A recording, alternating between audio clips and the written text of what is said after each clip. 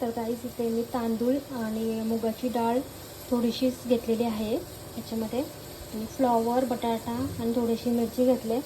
तुमच्याकडे ज्या ज्या भाज्या अवेलेबल असतील त्या तुम्ही घेऊ शकता. माझ्याकडे एवढंच होते तर मी हेच घेतलं आहे.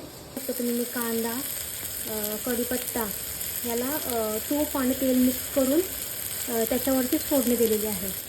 टोमॅटो टाकून.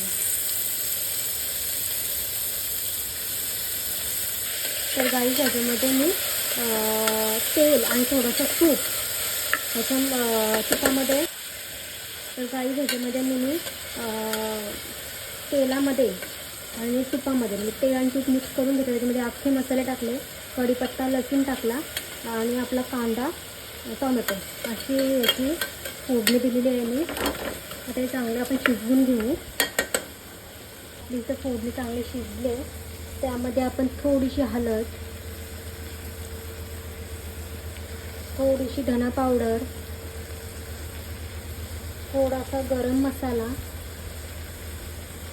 आणि मीठ तर मी आधीच टाकला होता. जेव्हा कांदा मी टाकला त्याच्यानंतर लगेच मीठ टाकला, कारण कांदा चांगला शिजतो मिठामध्ये. जिरा मी टाकला नव्हता, म्हणजे ॲक्च्युली तो फोडणीलाच टाकायचा असतो जेव्हा तेल आणि तूप गरम होतं तेव्हा, पण मी विसरले म्हणून मी आता वरून टाकते. तुम्ही आधीच टाका.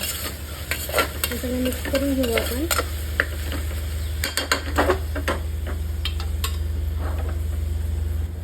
मिक्स भाजी मसाला टाकू थोडासा, बस करून घेऊ आपण.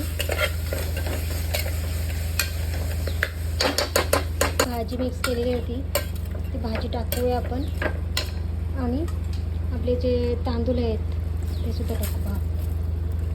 आता आपण ह्याच्यामध्ये मस्तपैकी पाणी टाकून घेतलं आहे. थोडीशी आता वरून मी कोथिंबीर टाकते. आता आपण आपलं झाकण लावून घेऊया कुकरचं, आणि 3 शिट्ट्या होईपर्यंत.